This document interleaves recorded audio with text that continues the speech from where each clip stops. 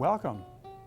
I'm Ron Latham, director of the Berkshire Athenaeum, and the new Athenaeum building opened in 1975. And for 26 years, the 158-foot expanse of white wall on the inside of the balcony railing facing the main reading room below just cried out for some kind of special treatment. In 2001, Nicholas DeCandia installed Facing Berkshire's Heritage, the photographic montage located in the main reading room.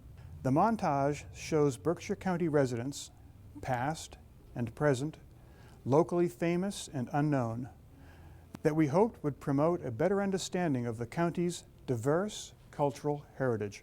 10 years later, Mr. DeCandia has revisited the installation with an audio tour of the images that provides an oral history and context to supplement the visual exhibit. Library visitors may now check out a CD player and listen to Mr. DeCandia as he narrates the exhibit, or may visit the library's website and click on the Facing Berkshire's Heritage link. Nick DeCandia moved from just outside New York City to the Berkshires in 1977. He taught photography at 3 colleges. His portfolio is particularly strong in images of Berkshire County and has extensively been shown in museums and public venues, as well as a wide variety of publications. And now, it gives me great pleasure to introduce to you Nicholas DeCandia. Thanks, Ron. In March of 1972, Renee and I came up to the Berkshires for the very first time. And because of a series of some wonderful coincidences, by the end of the day, I said to her, "We're going to live here someday." Well, 5 years later, we came up to our then one-room house in the middle of the woods. Guess what? We're still here. Robert, the mandolin player in the photograph on the right-hand side of the staircase, will be the start of my stories. He loves bluegrass music. Here, he's warming up for the Noppet Hill Bluegrass Festival at Robbie Steele Swamp in Lanesboro. Like us, he and his wife Lillian moved from the New York City area to the Berkshires to escape the hubbub of city living. They came to the quiet town of Savoy with a small schoolhouse for their children to learn, and they began the antiquarian book business. Isn't it terrific that he, an antiquarian bookseller, would be pictured here in this great room with an audience of 180,000 books? The next photograph is of a night game being played at Wacona Baseball Park, built in 1919. Back then, I guess, there was no thought of playing baseball at night. So now we have a unique situation. At 7 o'clock, the game has to be interrupted because the sun shines right into the batter's eyes. I love it because it's a perfect time for me to grab an extra bag with popcorn or peanuts. By the way, I heard that Lou Gehrig once played here. Saturday mornings were a time for farmers to get together over donuts and coffee at Sonny's Tractor Place in Hancock, a tradition his father had started sometime in the 1930s. Pictured here are Sonny and his grandson, Jameson, who would sneak in some Saturday mornings to snitch a chocolate donut, if there was one left. Little did I realize when Sonny first invited me that these sessions would become part of my Saturday agenda for years to come. It was wonderful being in a tractor place rather than in the city in a luncheonette or some busy avenue of buses and cars whizzing by. It was great sitting amongst these farmers who milked cows, planted corn, and spent such a large part of their lives outdoors. But nothing could top the moment when Sonny leaned forward and pointed to the house across the road and said to me, "You see that window? That's the room I was born in. We miss you, Sonny." When I get to the summit of Mount Greylock and look east, I could swear I hear a grand chord of music. In the next photograph, Miriam is sitting on a stone fence that encircles the monument. She's the reason I call this picture Celebration. I don't know, maybe it was the altitude that caused Miriam to cry as we were about to begin the ceremony of her aunt and uncle's wedding. Lucky for us, her mother, Beth, pulled out a lollipop from her pocketbook and gave it to her, and voila, she stopped crying. Then we could truly celebrate this wonderful day. I played my horn for the processional, and Beth sang during the ceremony. The top of the mountain was filled with music that day. One of my lifelong fascinations has been photographing at fairs, fireworks, parades, and the like, all sorts of places where people congregate and where motion is the byword. The Dalton Carnival was no exception. It's a relatively small local fair that started over 36 years ago. When I got there it was waiting for me, the ride called Roundabout, and my fascination continued, doing a still picture, yet giving the illusion of motion, my favorite thing. Here we go from whirling around on a carnival ride to the next photograph. A vet performing an operation at Berkshire's veterinary hospital. When we came to the Berkshires, we had 3 cats in tow. Little, her son Little, and his sister, Funny Face. Now that we were living in the middle of the woods, it just seemed natural for us to have a dog to protect us from all those wild animals in these Berkshires. For some reason, we decided to call her Goofy. As time passed, so did our pets. Our cats Ella and Mabel, our dogs Goofy, Molly, and Max. Now we have our dog Chloe and 2 kittens, Perry and Winkle. I'm sure that Jerry Lemure, our veterinarian, remembers many of them. Dean Newton personified the consummate, self-sufficient, crotchety, and crafty New Englander. Each spring and summer after work, he'd be planting or weeding in the vegetable garden, and come fall, the family would can the bounty. Hundreds of ball jars filled the cellar. Beans and more beans, garden special and more garden special. That's the stuff left over from the garden and put into a jar and pressure canned. Dean wouldn't waste a single tomato or green bean. According to his son Glenn, sometimes they ate garden special for all 3 meals of the day. The house was heated with their cook stove. It was cozy to sit around it and hear some of the stories Dean would tell. 2 of my favorites. One was about his farmer friend who, when the chimney needed cleaning, he would tie a rope on the leg of the rooster and drop it down a chimney, or as Dean would say, chimbly. If it was cleaned well enough and the bird was okay, out in the yard it would go. If not, it was time for chicken soup. The other story was about when he came back from the service in the Korean War. The troop ship went under the Golden Gate Bridge, then it got onto a bus that went across the Golden Gate Bridge, and then he got onto a plane that took him over the Golden Gate Bridge. And you should have seen the look on his face when he would say, all in one day. Our next photo is of Judy, Dean's wife. She's crushing apples to make cider, and above her corn was hanging to dry so it could be ground into cornmeal. When harvest time came, the Newton household clanged from the many jars being prepared for canning.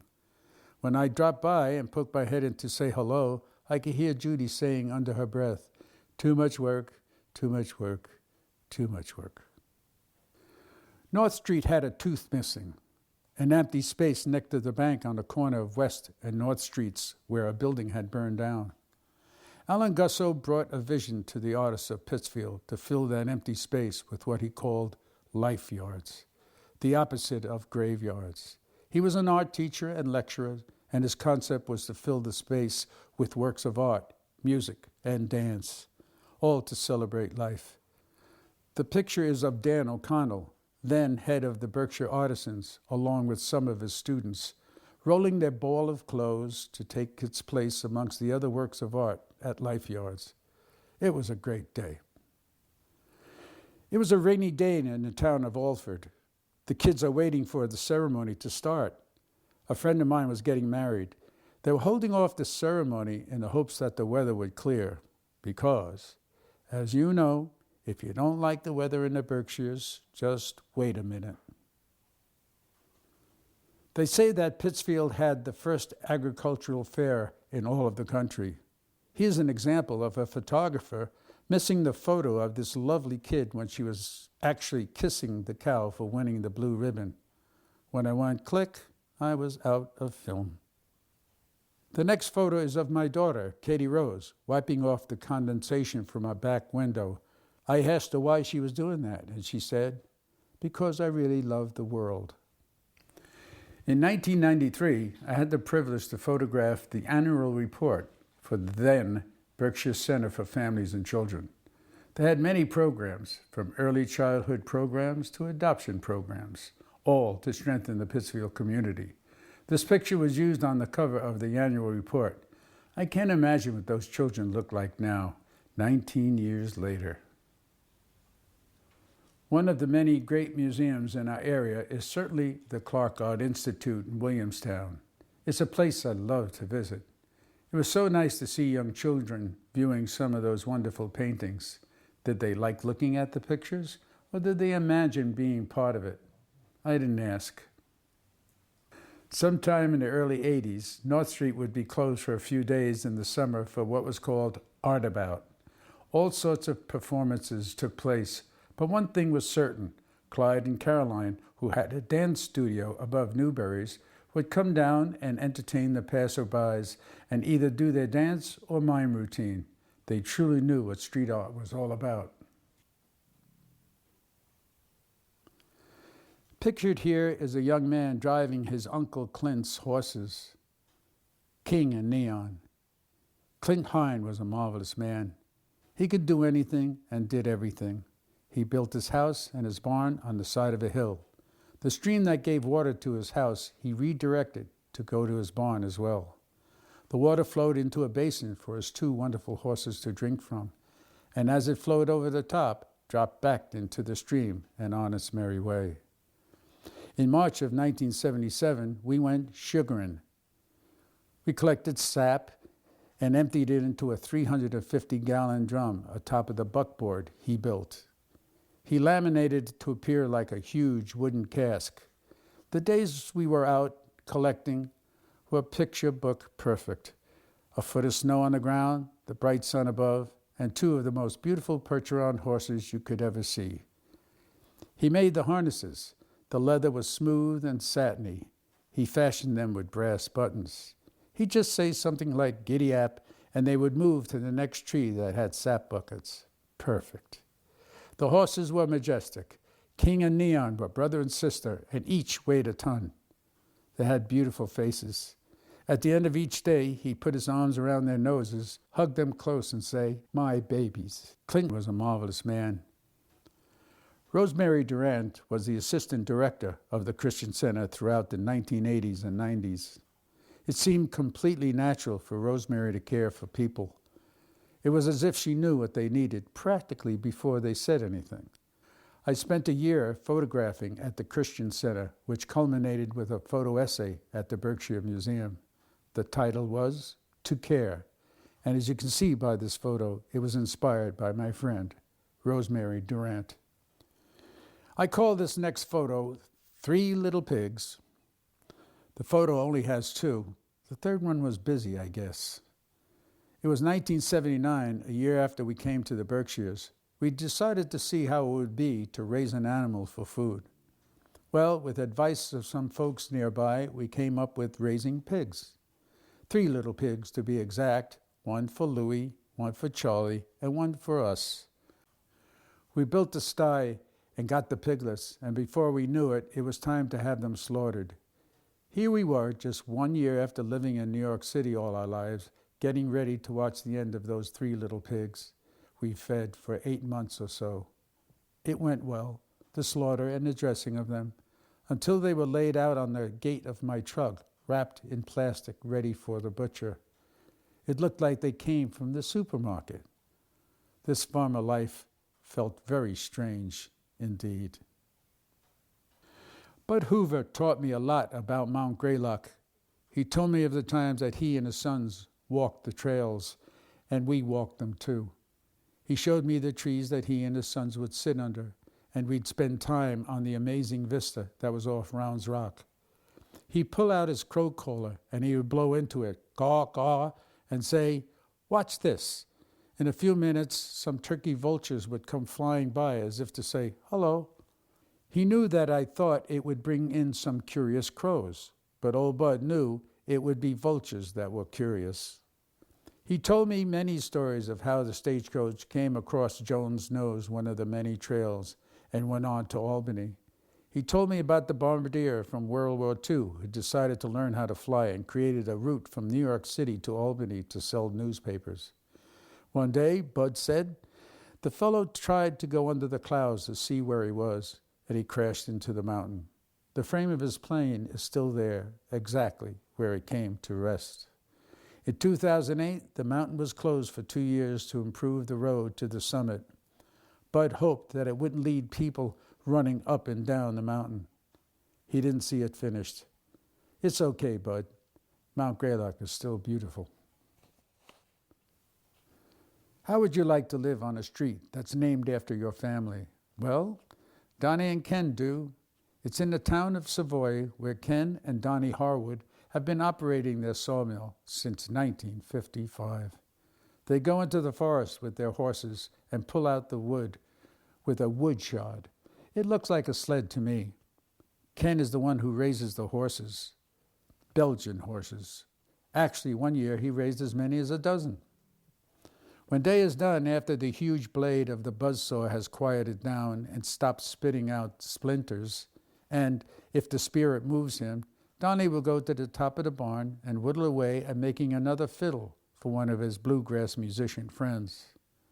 Last time I visited, for some reason, the roof on Donnie's house caught my eye, and I said to him, "That tin roof sure looks like it has a lot of character." And he said, "My father put it up there sometime in 1930s. He bought it used." Reverend Will Durant headed up the Christian Center for 15 years in the 80s and 90s, and he did a marvelous job. I received a grant and went to Will and asked if I could photograph at the center. He took me in with open arms, and before I knew it, a year had passed and a photo essay was formed. I called it To Care. When it was first shown at the Berkshire Museum, donations of food and clothing soared. Then we took it to the State House in Boston, where Governor Michael Dukakis spoke at the opening. Will got a bus filled with people from the center to come. Imagine that, a whole bunch of people traveling across the entire state to look at pictures of themselves. But Will said, it gave us a great feeling of pride, and that's what Will does naturally, instill the feeling of pride and love. I hope my photographs and stories help you to feel that we are all, in some way, part of Berkshire's heritage.